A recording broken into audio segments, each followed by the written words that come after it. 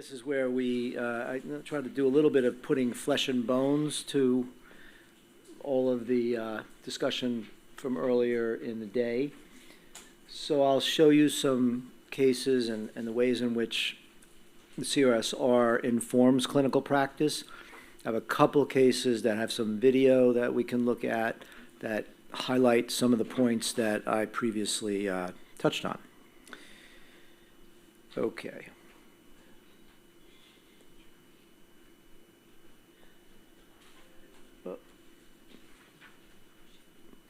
Oh, so I'm trying to remember why these slides were here.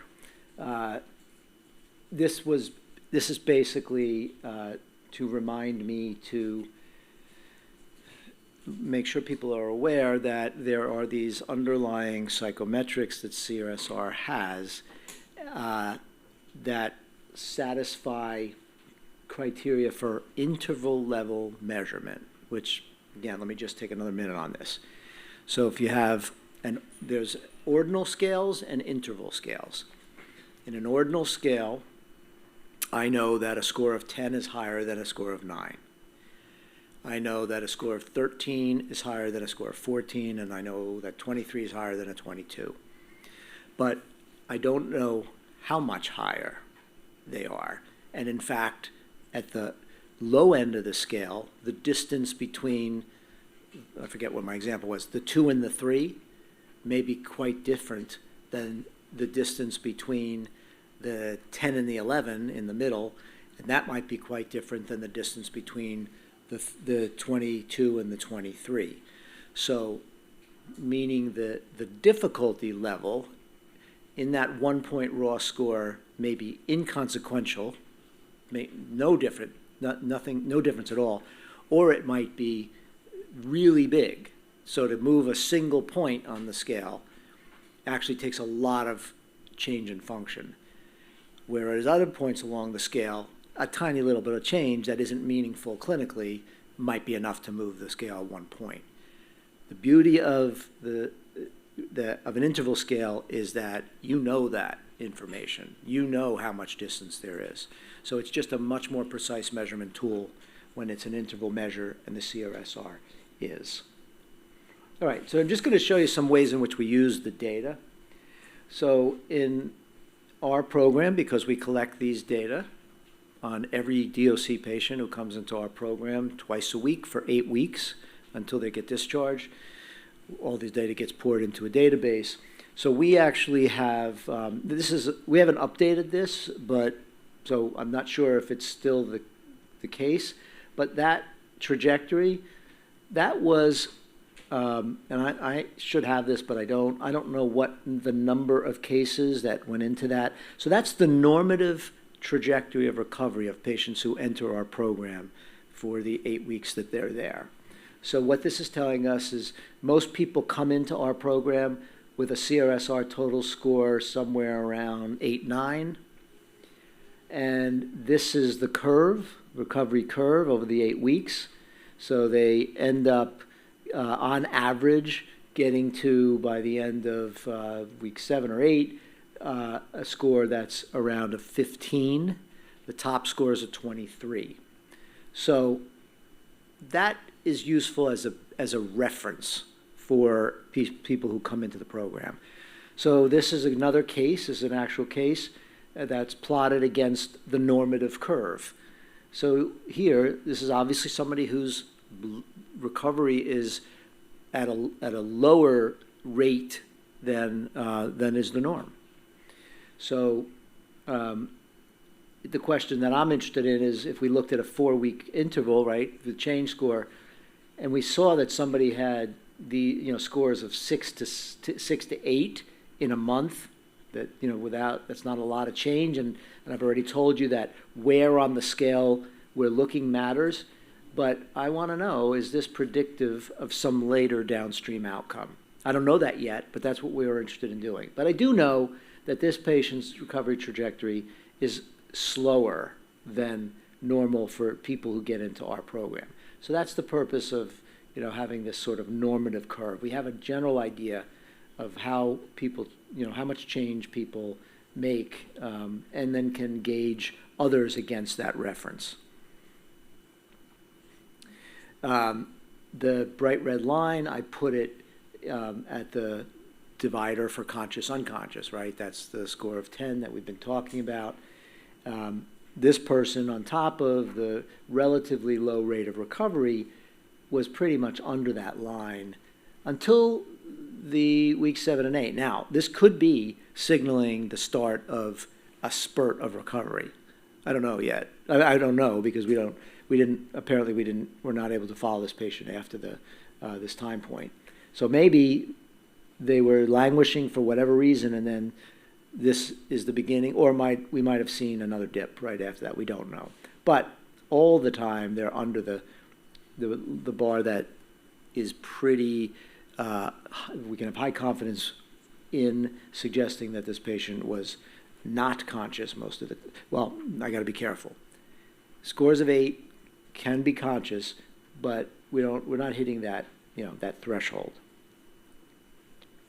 So these are some other recovery trajectories that we've observed. This is really anecdotal.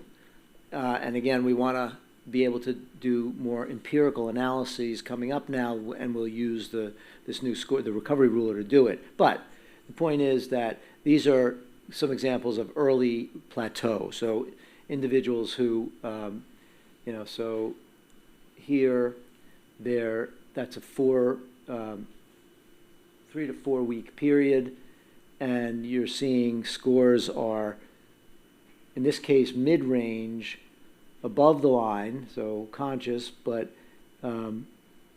13, 14, 15, a little bit of an increase, but that's not a lot of change. In this case, over 4 weeks, going from a 1 to a 4, and there's some evidence that this, again, low rate of change early in, over a 1 month period early may be predictive of less change later. In these cases, that holds up, but I don't know that this is going to work for most cases. But this is an example of an early plateau and people we were able to follow for a long time. So here's, on the top, this slow progressive trajectory. So this is a person who was bouncing around in the 5 to 9 range. So this is vegetative state to minimally conscious state minus. Then has this interesting 9-point spike that is really somewhat unusual. You typically don't see that much of a change. But then drops back down, floats around the 11 to 10 to 12, another little spurt, then up and down. So they're kind of making these stepwise changes, but it's taking a long time. Then we have this curve, which is, I labeled paroxysmal, right? You got a patient who's really not showing much change. Scores are very low, mostly hovering around total score of 5, getting up to 7. And then, for no apparent reason, this gigantic change, that's a 13-point change between, over the course of what, 4, well, actually less, right? So over the course of 2 to 3 weeks. But then drops down again. So that's a really unusual profile. And then after dropping down, starts to escalate again and keeps going. So this is the kind of case that I look at and I wonder, is all this period a patient whose recovery is being suppressed by something? Now, it could be something that we're doing to the patient, like some medication that's causing sedation. Probably not, because we're pretty mindful of removing as many sedative agents as possible. But it might be that something going on in the brain, meaning that, so a lot of the cortical function that drives higher level behaviors is regulated by the thalamus. And the thalamus has these oscillations that are normal oscillations that signal the cortical fields to activate and perform specific behaviors. But these thalamic oscillations may be aberrant. They may not be occurring the way they should. And so these downstream cortical fields that are needed for functional behavior aren't, they're relatively well preserved, viable, but they're not turning on because of the problems at the level of the thalamus. So the idea is if we could fix this, I don't know this to be the case here, but if this was due to this thalamic dysfunction, and then it may be that it sort of resolved, allowed the downstream cortical fields to do their job. They were viable. They just didn't get the input they needed to upregulate the brain from the thalamus. Then for some reason, these oscillations changed again, causing them to shut off and then turn back on. That's a potential explanation for this. We don't know, but this is not the typical course, but it is one that we sometimes see. Then we have this fluctuating course. So here's the line for consciousness, and you got a patient who starts pretty low, slowly makes their way. They break they hit the total score of 10, the consciousness barrier, if you will. It takes about 5 weeks or so, but now they're bouncing around up and down that line above the consciousness. Now, I don't want you to get overly stuck on this conscious line thing. It's really not. It's important to know because it's going to tell you that this is a patient who sometimes is showing signs of conscious awareness and sometimes not. But the fact that they're fluctuating, again, it suggests to me there's viable circuits there. Why they turn off sometimes, and they cause these conscious behaviors to go away, we don't know. We don't know what. And again, is it these aberrant thalamic oscillations that the injury has caused? And if we could fix, that was the idea behind the deep brain stimulation study we did. We're boosting the function of the thalamus to stay more stable. And it seems that it worked in that case that we published. So this is another profile that we sometimes see. So let me talk a little bit about the approach to interpreting the subscale scores. So what we do is we have our CRSs twice a week. We plot the subscale scores for each subscale over time. And then we're interested, remember what I told you about Jen Weaver's work with the recovery ruler, we're interested in the degree of difference or the magnitude of difference between the subscale scores. If you remember that vertical line we drew at 17, it was telling you that at this level of function, somebody who's a 17 on the CRS, we should expect scores on the subscales to be here. And you draw that line down, and it was a 2 on oral motor verbal, it was, whatever. So when we don't see alignment in those scores, then there's something else going on that's not simply it's not simply an issue of altered consciousness. The subsystem, the cognitive subsystem responsible for those behaviors may be directly damaged by the injury. And will you try to do targeted treatment for? So we might, and I think I'll give you an example of that. If I forget, come back to me on that, Gigi. The other thing we need to do when we're interpreting subscale scores is always pay attention to the arousal subscore, right? For all the reasons I said before. If arousal is fluctuating, it's going to pull everything with it. So if it's low, it's going to pull everything down. If arousal is up and the subsystems are viable, you're going to get a lot of behavior that you don't see when it's down. And then we're also interested in the difference between the degree of change in these subscale scores over time, because it may tell us that, again, some network in the brain is, it's not keeping pace with the recovery of the other networks, meaning it's probably more damaged and may have a less complete recovery than these other areas. So I'll show you a couple examples. So here's, this is somebody's profile.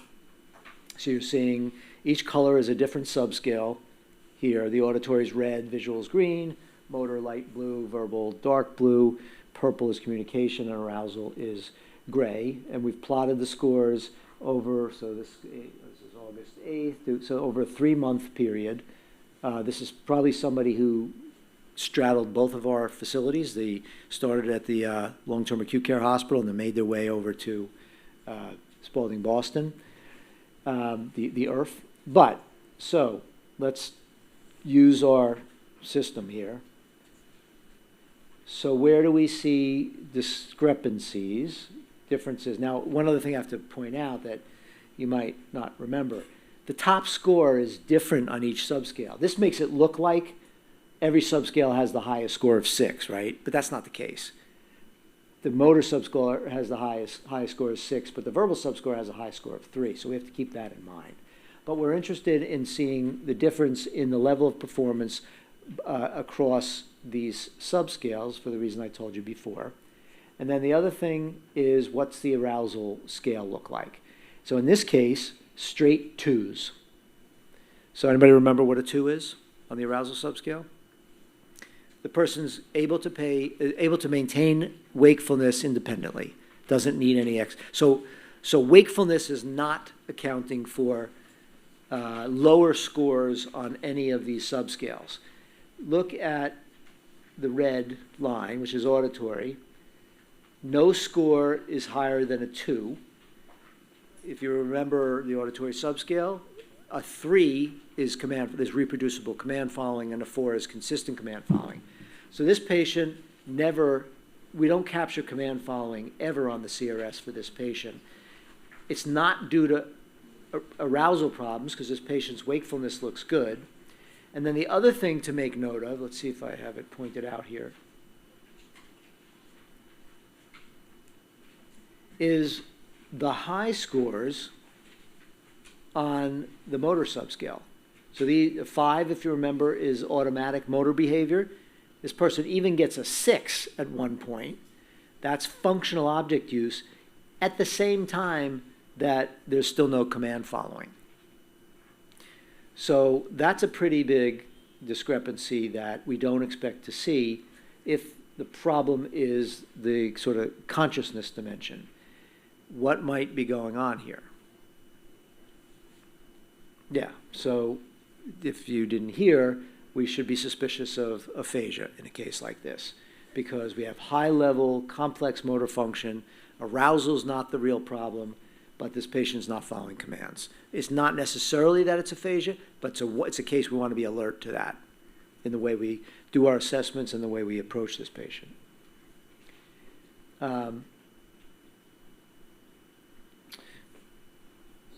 I don't remember where this case is going, but it might be illustrating what I just showed you. 17-year-old male, MVA, Glasgow Coma scale of 6 in the field, elevated ICPs, has a left craniectomy.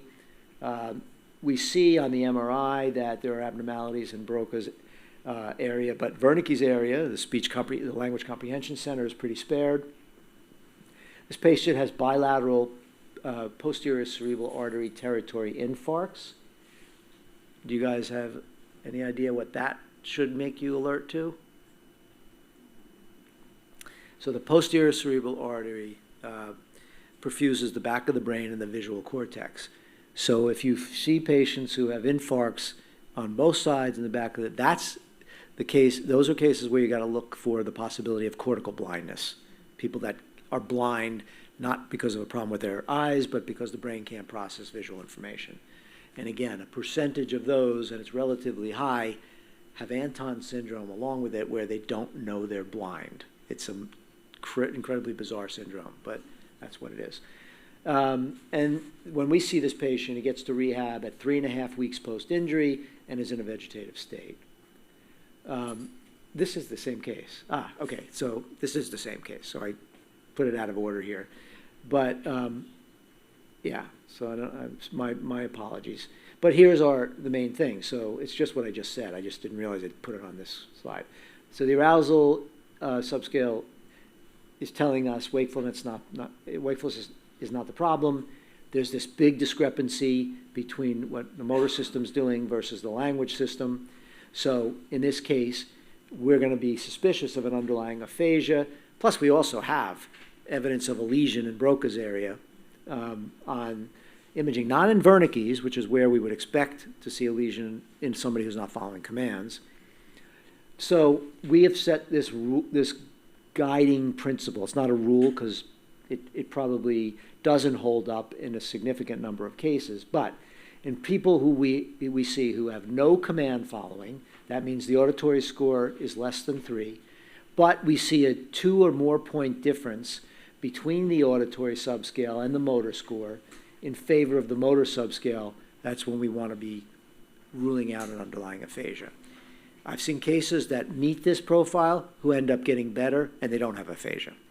But this is the profile to be suspicious of it.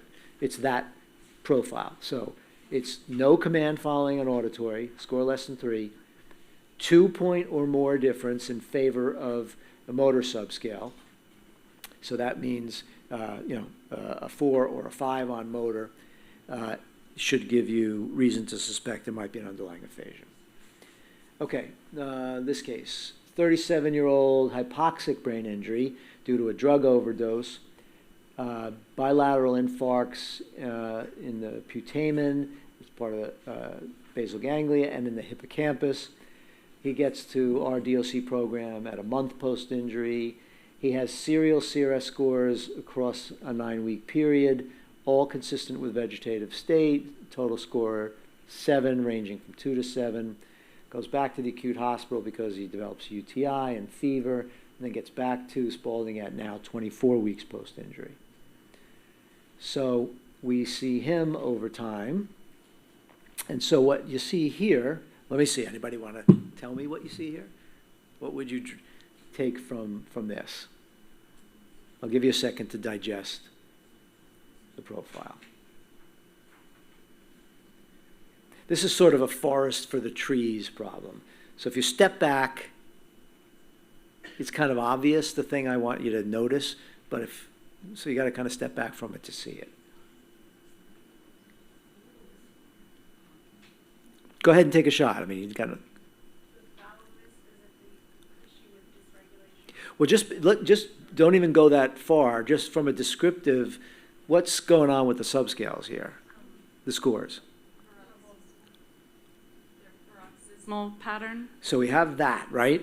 And they're all following suit, right? They're all moving up together and then they're moving down together. What? The arousal is down, so that follows the arousal level. Right. So the first time we start to see this person go from being awake to now gets the first score for attention, meaning there's pretty consistent responses to prompts. All these scores pop up, and then the arousal, for whatever reason, in this case, we don't know yet, dips back down and actually to even a lower point where this person needed external stimulation, but stays kind of low, pulls everything down, but then the arousal subscale goes back up and everything starts going back up again. So let's see if this is what I think. Yeah, so here's the point of the inflection. Everything follows the deflection. Everything drops. Oh, so I thought this was a case in which we did actually figure out that there was this patient had some occult illness, but maybe I'm wrong because it's not on here. But the main takeaway is that this was a downregulated arousal system that was limiting activation of these preserved cortical fields, right? This person could activate cortex if it was getting appropriate signal from lower structures. So once the arousal system cranked back up, it could signal these lower systems could signal the cortical systems to perform their role, and we saw all of a sudden recovery of language, motor, visual perceptual behaviors, those systems were not damaged directly, they were just held down by the arousal system being deranged, if you will. So this late rapid recovery of consciousness is likely related to this resolution of probably some sort of chronic medical instability and then the improved arousal that followed. All right, so this next two cases have some video. 75-year-old guy who falls on ice from a standing position. His imaging shows right frontal parietal and occipital skull fractures, some subarachnoid hemorrhage. And he's basically got some evidence of diffuse axonal injury. He gets to inpatient rehab at 2 weeks post-injury, so pretty early. And he opens his eyes to voice, intermittent command following, but I'm asked to see him because he had a recent decline in his behavioral responsiveness. Okay, so let me play this. Hopefully this will. work. And maybe I'll stop it along the way and just get your impressions. Do you remember me? What's my name?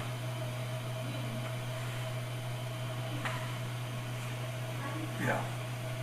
Okay, so I'm Dr. GIACINO. You're falling asleep on me, I think. Yeah.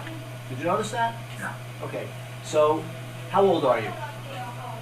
Just give me a quick answer. Your best guess. How old are you?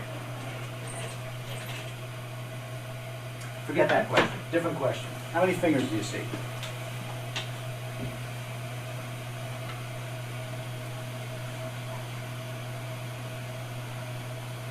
Let me borrow your hand again, okay? And open your eyes for you. There you go. Can you hold those open? Okay. How many fingers?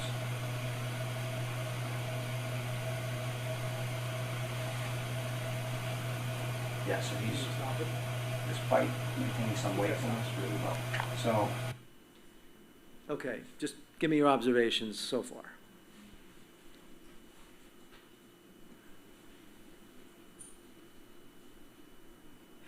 Decreased arousal. I mean, so we're, say again? Yeah, he's falling asleep or closing his eyes.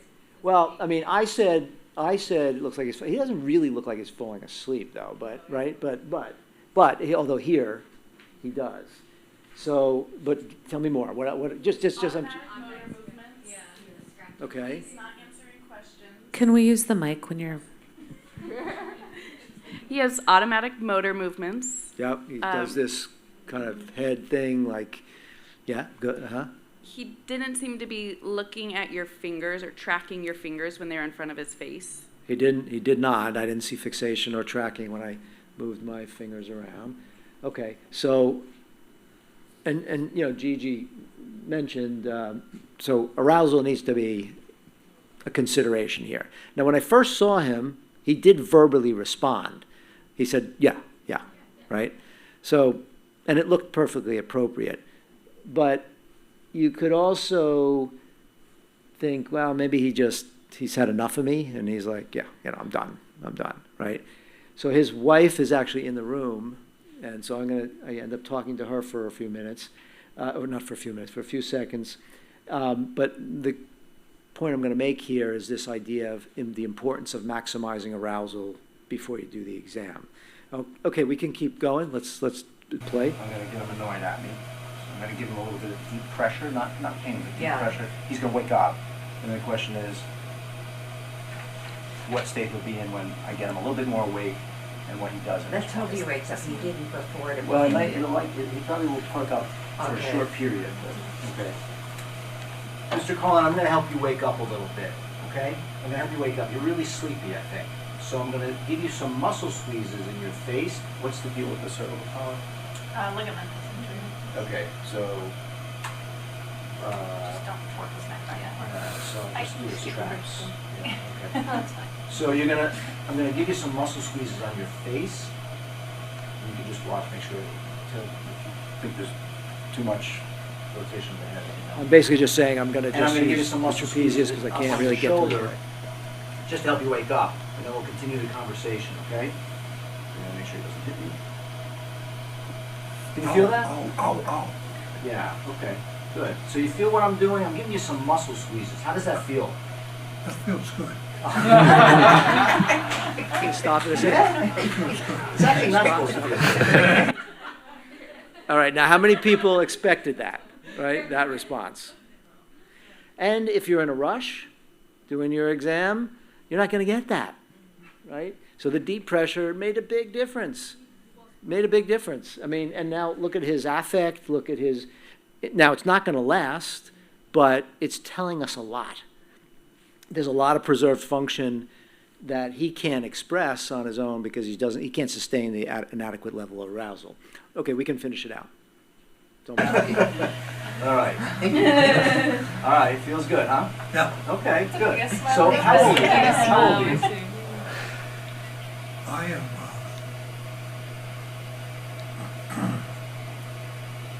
Roughly, just give me an estimate. 27. 27 years old? Yeah. Okay. You're actually 75 years old.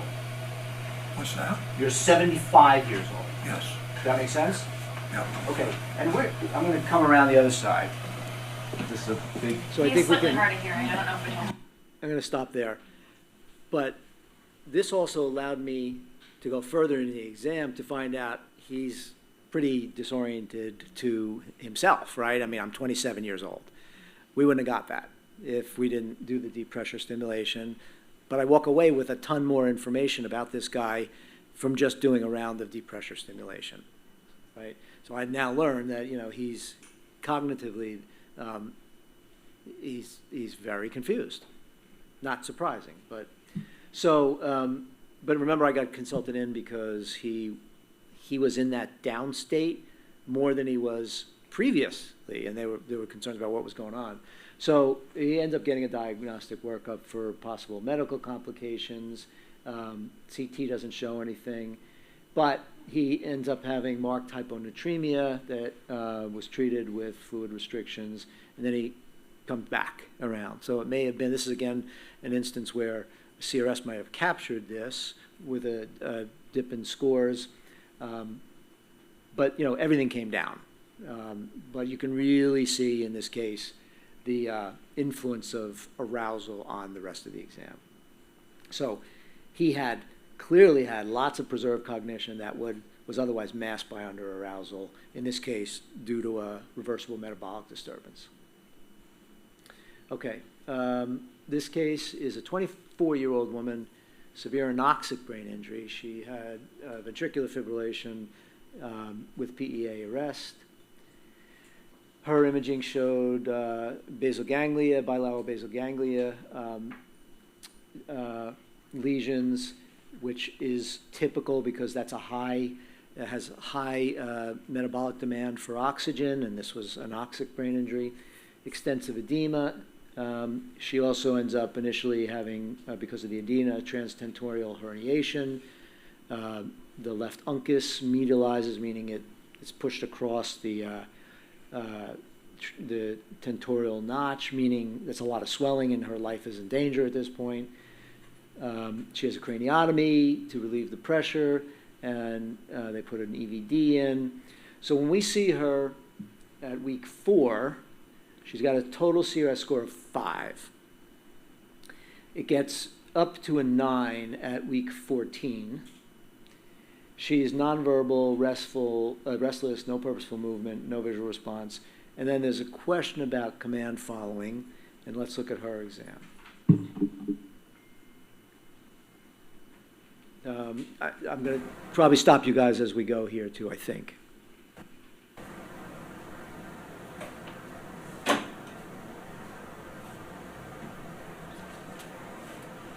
Okay. So I'm going to ask you to do something else.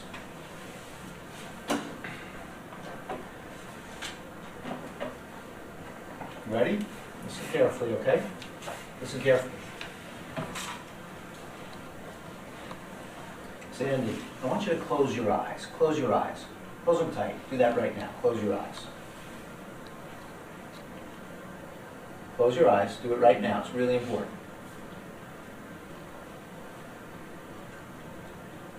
Okay, just relax now. Don't do anything. Don't do anything. Just relax. All right, listen again. I want you to close your eyes. Do it right now. Close your eyes all the way. Close your eyes. Close your eyes. It's really important. Okay, now just relax. Don't do anything at all. Don't do anything at all. Just relax. Don't do anything at all. Okay, ready? Listen. I want you to close your eyes again. Close your eyes tight. Do it right now. Do it right now. It's very important. Sandy, close your eyes. Do it right now.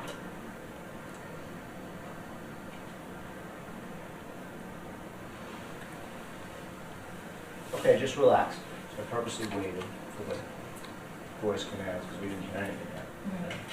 Okay, can you stop it for a second? Okay. Okay, observations so far in this case.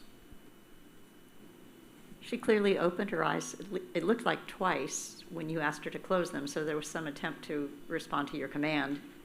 seemed to me. Maybe, Maybe. but it's not the behavior we asked for. She might but- have been asked just making faces at you, too. Right. I think you're probably right about that. That might have been an attempt, but I don't know and I can't score it. Right. So, but I'm going to make a note of that. But it is interesting that it didn't occur before I asked her to close her eyes, and it happened twice when I asked her to do that. But it isn't the right behavior. So, could it be, I don't know, apraxia of, eyelid apraxia? There is such a thing. That's not really how you see it, but I don't know what to make of it. But yeah, that's something that would catch your attention. But beyond that, is she following commands? No, right? I mean, and you see me coming in, I'm already well into the exam. I had done other commands with limb movements, et cetera, and she's got a lot of that restlessness. I couldn't discern any clear command following. So then we go to the next,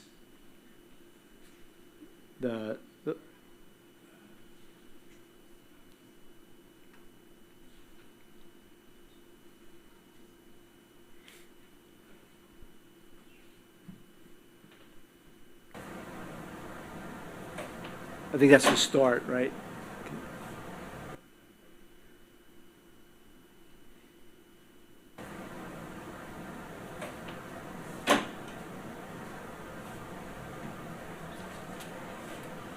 Okay. So I'm going to ask you to do something else.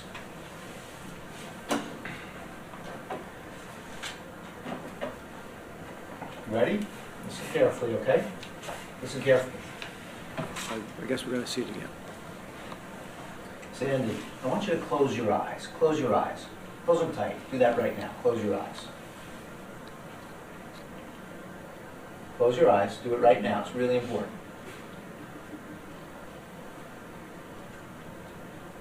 Okay, just relax now. Don't do anything. Don't do anything. Just relax.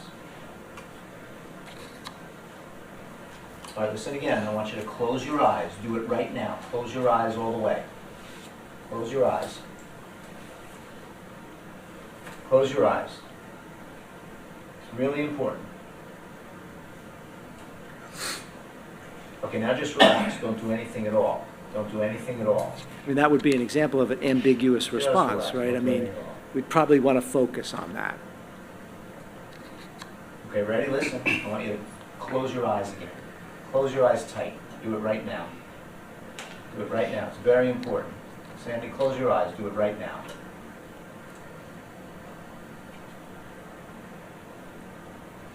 That's a reflexive chewing, right? Okay, just relax. So I purposely waited for the voice commands because we didn't hear anything yet.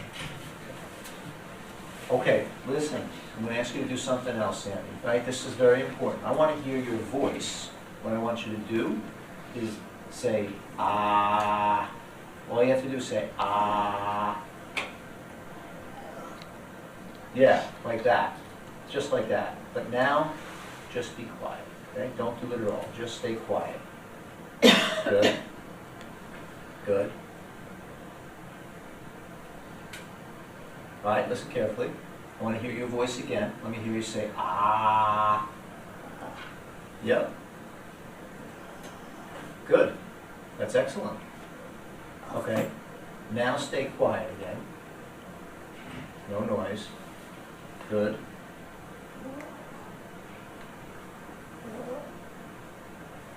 There's some noise. That's not her. That's another patient. Just stay quiet. Stay quiet.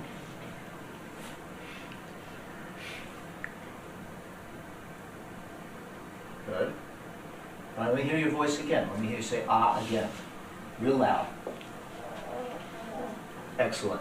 So that's the first time I did mimic it, and she still did. Yep. Oops. Okay. So now what do you think? Well, she's following commands when you're telling her not to do something. Like she seems to be turning off the behaviors. Sorry.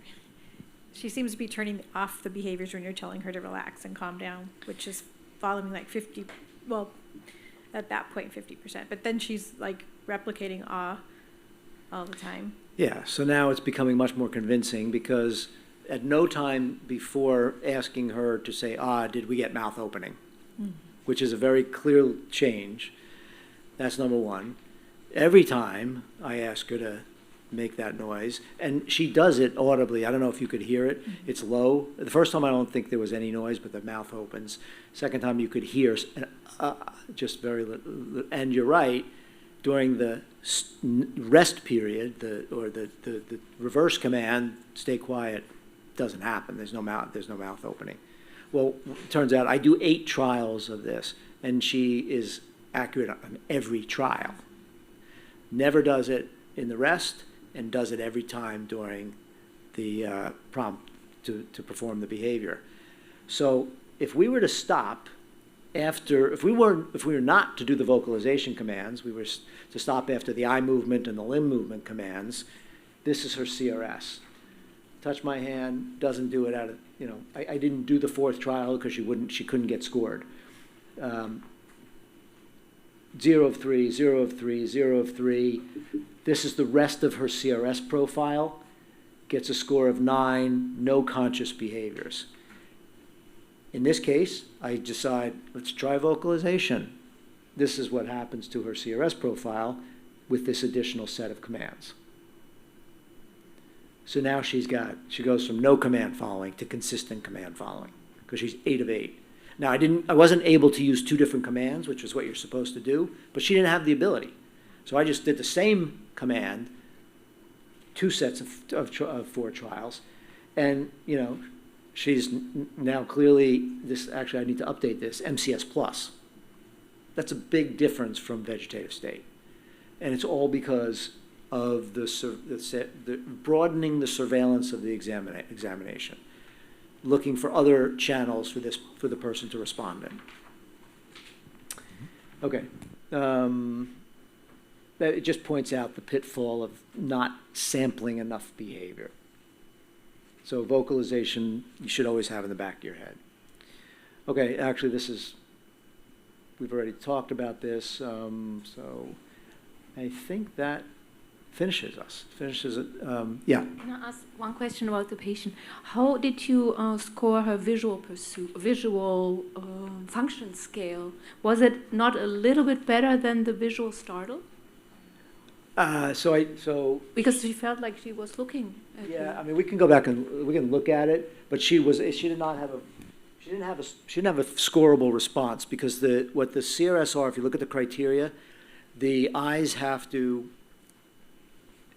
move from the initial fixation point 45 degrees in any direction without loss of fixation on the moving object. So, it may be that you sometimes see people who move in association with the object moving, but they can't sustain the full 45-degree arc, so it doesn't count. She didn't do that. She might have had some brief periods of fixation, but I couldn't even score fixation because she didn't hold the new point of fixation for at least 3 seconds. She never kind of locked on, if you will. So she didn't really meet the criteria. Can I ask what her long-term outcomes were? You could, but I can't answer it. So I think actually she did pretty well. I should go back and check that. But I think she did, but I don't remember at this point. She had obviously lots of, it's still enigmatic to me. It's not uncommon. Case again I just saw in my clinic last Monday. What's going on with the speech system, and it's in particular these patients who follow commands but they don't speak, and we see it a lot, and we see lack of attempts to initiate speech. So, and I don't think these are not patients who are phasic because they're following other commands, but there's something about the speech circuit, the motor speech circuit, that's just very susceptible, and it may be partly because of the inferior part of the frontal lobe is where, expressive speech lives. And, it's very susceptible to injury because of the bony protuberances of the skull. And so it may just take a bigger hit early on, and then, but some people then later recover this ability, but speech always lags, not always, very frequently lags behind. Other comments? Are these people in the DOC program, are they getting therapy or coma stim, or what kind of interventions are they getting? And, you know, is that why they're improving, or is it natural improvement? I wish I could answer that question, but, you know, we've never done, because it would be very hard to do outside of a formal clinical trial, you know, whether rehab was making a difference versus spontaneous recovery. I don't know that. So they are getting. So I should answer your first question. Yes, they get 3 hours a day of speech, PT, and OT.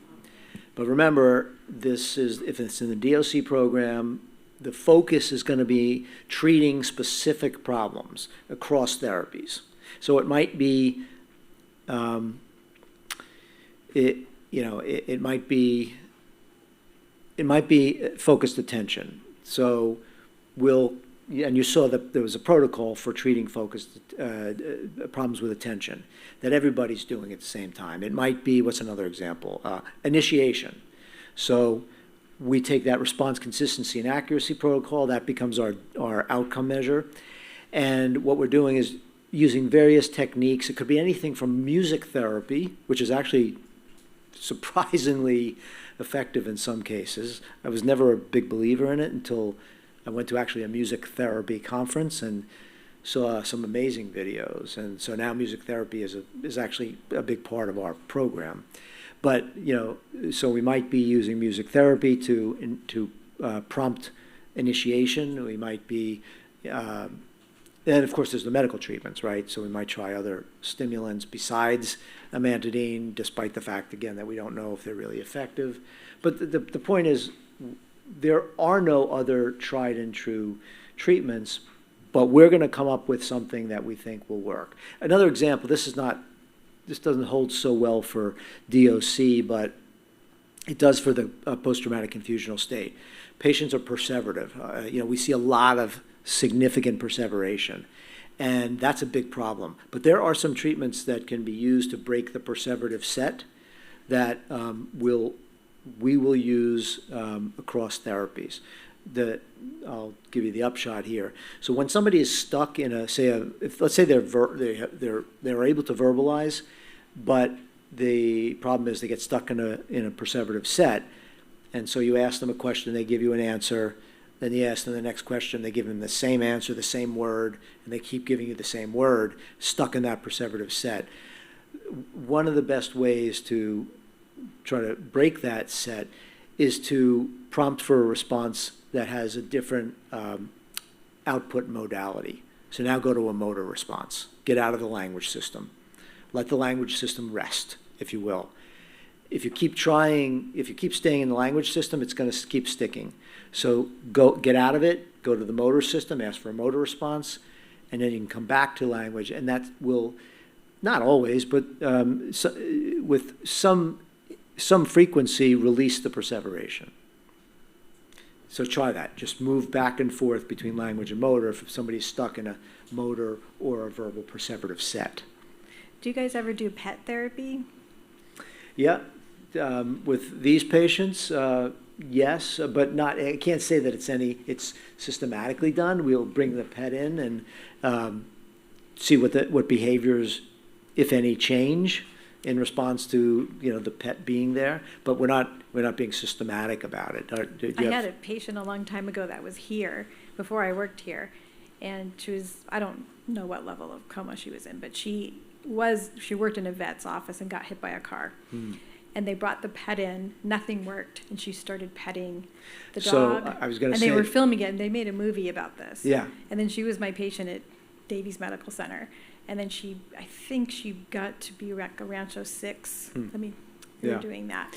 The one thing I can tell you is the one case I remember was probably at least 25 years ago, and when I was really still just trying to figure this stuff out, was a guy who was, I don't know, he's probably in his 50s, maybe even 60s, who was also just there was no conscious behavior that we could see. They brought his dog, and the same thing happened. The dog comes up to him, just that familiarity thing with a dog. I think the dog even may have put his the paws on his lap, and he leans over and puts his hand on the dog's head. Never saw behavior like that from the guy. So yeah, these are ways to activate the brain, right? That's what we're really doing. We're finding other ways to activate the brain.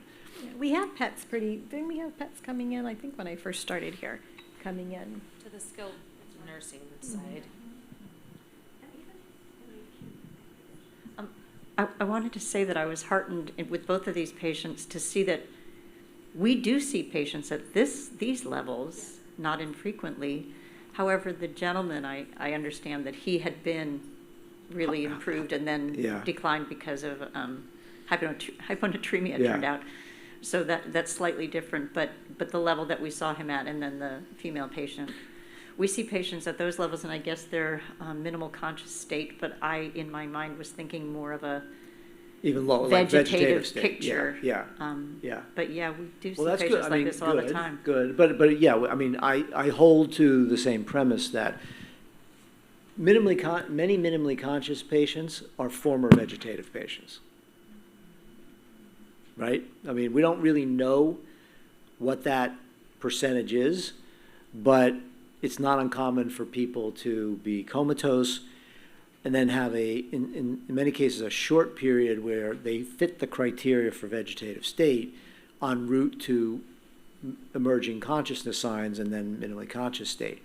But, you know, depending on when you see them, their MCS and rehab, that same patient was VS, you remember the data I showed you, was VS before that.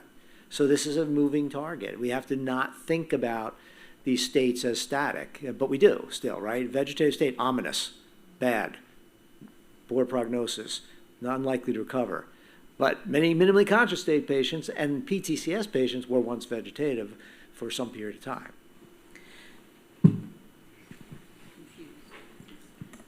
So I know that the arousal stimuli, like, for lack of better words, the massage. Yeah. Have you ever done it with patients like the 24-year-old, where doing that just at the start of the session helps, or do you not do that because they're already awake? Yes. Or? So I have done that. So there are patients who I don't think wakefulness is a problem. The level of wakefulness alertness is not the problem. Their eyes are wide open. They're even, they look to be engaged with me, but I'm not getting much behavioral output. So I have other videos where, and actually I kind of do it with the 75-year-old guy. Mm-hmm. I continued his interview doing the deep pressure stimulation, right? Yeah. So yeah, I will do that with other patients as well because it works. Yeah. It does. I mean, for some people, yeah. In a way, it's kind of a treatment for some people. The problem is it's not a good treatment because, it's not a pleasant thing, but it may be it may be an indicator that that's a patient who might be responsive to a neurostimulant. Because if we can ramp them up with deep pressure, well, maybe then we can do the same thing with a neurostimulant. Something that kind of is surprising to me is here any patient that would go to acute rehab would not be in a minimally conscious state. A rehab would not take them at that level here. And so it would be amazing to see if rehabs did do that on a regular basis to see what outcomes would be. It's very it's different geographically. It's different in the networks the healthcare networks and who their payers are. But, if I look at our program, today versus when I was, first started in 2010, there are far fewer patients now. We originally set up the program to have, the deal I kind of made with administration was that we would have a limit of 5 DOC patients at any given time on the brain injury unit. Well, now that number is 1 every 3 months. The good thing is we have the LTAC where there are a few more patients there, but everybody's in the same boat because payers have successfully cut them out. Because they're expensive, and they can fall back on this CMS, rule that says they have to be able to actively participate in 3 hours of therapy a day. So we got to change that policy before we're going to make real change. And then I think the civil rights violation argument is an interesting one, Joe Finns, the ethicist, is working with a group at Yale on the law side, in part to see how likely it might be that that argument could be used to get some changes.